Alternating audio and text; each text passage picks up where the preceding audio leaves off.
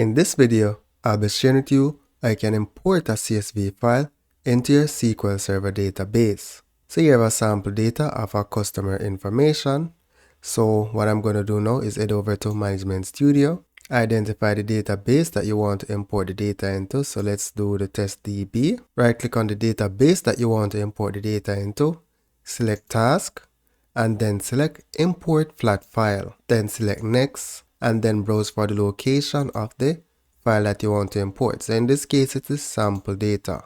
Before you proceed though, you want to ensure that you close your Excel file or your CSV file. Then select Next. Here you have the option to preview your data. Then select Next. And then you want to ensure that you modify your columns according to the data type that is in your CSV file. So I'm going to change these to varchar max because I know they are more than 50.